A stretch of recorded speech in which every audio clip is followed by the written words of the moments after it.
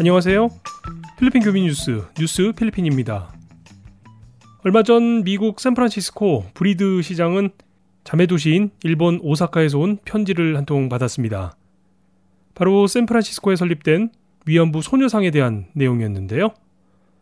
이 위안부 소녀상을 철거하지 않으면 샌프란시스코와 오사카 간의 자매도시 결연을 끊겠다는 반협박성 편지였습니다.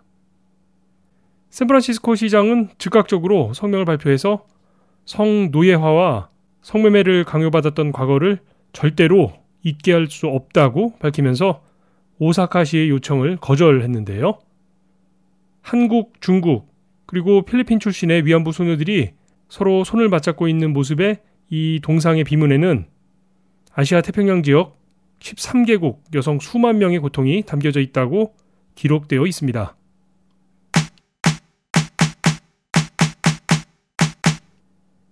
오늘 첫 번째로 살펴볼 소식은요. 필리핀 쌀 가격 소식입니다. 쌀 문제에 대해서는 저희 뉴스 필리핀을 통해서 여러 차례 전해드렸었는데요. 필리핀 정부가 직접 쌀 가격 관리에 나설 것으로 보입니다. 인플레이션을 잡기 위해서 쌀 가격에 대해서 이번 달 내로 쌀 품목별 소비자 권장 가격제를 실시하겠다고 밝혔습니다. 현재 필리핀에서 유통되고 있는 쌀이 여러 종류가 있는데요. 이런 품종별 쌀을 크게 4가지로 분류를 해서 각 종류별로 가격을 고정하겠다는 건데요. 일단 수입 쌀의 경우는 원산지와 상관없이 모두 키로당 38페소, 로컬 쌀은 39페소로 결정이 되었습니다. 그 외에도 웰 밀드 라이스는 42페소, 홀 그레인 라이스는 44페소로 결정이 되었습니다. 이 가격에 소매상에 맞이는 최대 10%까지만 인정을 하겠다는 것이 필리핀 정부의 입장입니다. 그러니까 앞서 말씀드린 가격에서 10%보다 더 높은 가격으로 판매를 하면 위법 판매가 되는 셈이죠. 만약 이렇게 정해진 가격보다 더 높은 가격으로 판매를 하다가 적발이 될 경우 처벌에 대한 내용도 함께 공개가 되었는데요. 100만 페소 이하의 벌금이나 5년 이상 15년 미만의 징역형에 처하겠다고 전하고 있습니다. 이렇게 처벌 규정까지 전해지는 걸 보면 생각보다 센 조치죠. 필리핀 정부는 9월 물가 인상률이 6.7%로 발표된 직후 쌀 가격이 이 물가 인상률 인상에 영향을 미쳤다고 보고 적극 대처하기로 결정을 한 건데요. 내년부터는 길거리 노점상에서 포장되지 않은 형태의 쌀 판매를 금지시킬 것이라는 보도도 나오고 있어서요. 이 내용도 주목이 되고 있습니다. 쌀 유통을 위한 별도의 포장을 마련해서 유통 과정을 직접 관리하겠다는 거죠. 이 제도가 정부의 계획대로 진행이 된다면 최근 만연되고 있는 쌀의 매점 매석 행위를 근본적으로 차단할 수 있을 것으로도 기대가 되고 있습니다. 계획대로 된다면 말이죠. 앞서 말씀드린 바와 같이 필리핀 정부가 쌀 관리에 대해서 이례적으로 신속한 대응책들을 내놓고 있는데요. 쌀이라는 것이 단순히 하나의 농산품 품목에 그치는 것이 아니라 국민 모두가 기본적으로 소비하게 되는 주식이기 때문에 그만큼 이 상황에 대해서 엄중하게 판단하고 있는 것 같습니다. 한편 필리핀 통계청이 밝힌 내용에 따르면 9월 마지막 주 쌀 가격은 그 전주에 비해서 평균 20센타보가 내린 키로당 45.83페소인 것으로 조사가 되었는데요.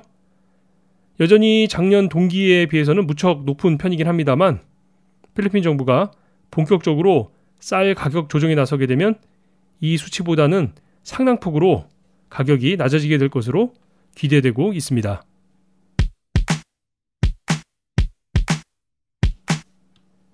다음 뉴스는 필리핀에 새롭게 시행될 교통 규제에 대한 내용입니다.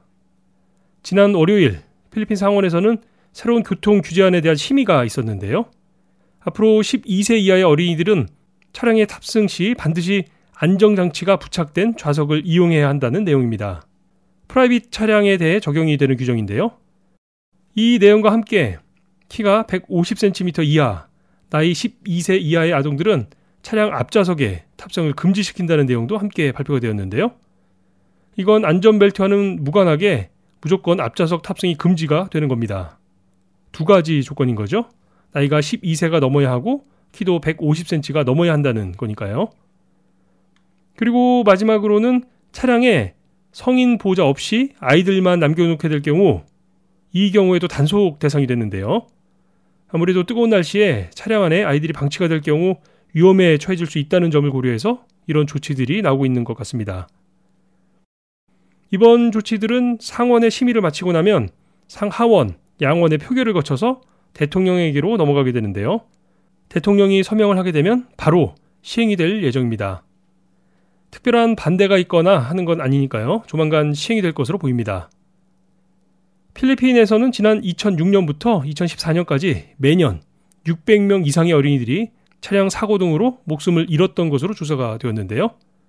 이런 조치들이 어린이들의 안전을 지켜주는데 도움이 될 것으로 기대가 되고 있습니다. 한 가지 우려가 되는 사항은 좋은 취지의 법안임에도 불구하고 실효성이 얼마나 있을까 하는 문제일 텐데요. 만약에 이웃집 아이를 차량에 태워야 하는 경우 그 아이를 위한 별도의 카시트들이 준비되었지 않았을 경우 이런 상황이 되면 참 곤란해지겠죠? 그렇다고 미리 집에 여유분의 카시트 같은 걸 준비해 놓을 수도 없는 노릇이고 말이죠. 일단 본격적으로 시행이 되면 별도의 내용들이 추가로 안내가 되겠지만 기본적인 규정들을 파악해 두시고 연령대별로 자녀들의 카시트들을 준비해 두시는 게 좋을 것 같습니다. 이 규정에 대해서는 단속이 되면 벌금이 1,000페소라고 하고요. 두 번째 단속에는 2,000페소, 만약에 3번 단속에 걸리게 되면 5,000페소의 벌금이 부과되고 면허도 1년간 정지가 된다고 하니까요. 이 부분도 참고하시기 바랍니다.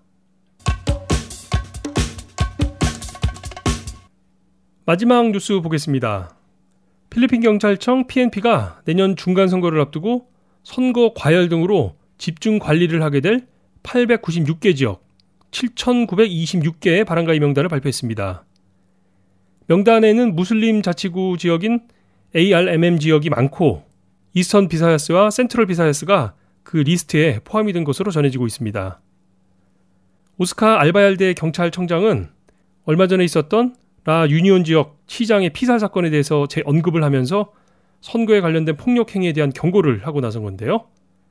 예정되어 있는 중간선거 기간이 내년 5월인데 곳곳에서 선거와 관련된 사건 사고들이 보도가 되고 있어서 선거가 조기 과열되는 것은 아닌가 하는 우려를 낳고 있습니다. 어제도 잠깐 전해드렸던 내용인데요. 말라카냥에서도 이번 선거에 출마하기 위해서 자리를 내려놓은 사람들이 있죠. 현재까지 6명 정도가 말라카냥을 나와서 의회 진출에 도전을 하고 있는 건데요. 이런 내용들이 계속 언론에 보도가 되면서 벌써부터 열기가 높아지고 있는 상황입니다. 외국인인 우리 교민들의 경우는 선거권, 피선거권이 주어지지 않고 있다 보니까 선거에 직접적인 관련은 없습니다만 그래도 이 선거 기간 동안에는 아무래도 사고가 많아지니까요. 이 점 유의하시면서 생활하시는 게 필요해 보입니다.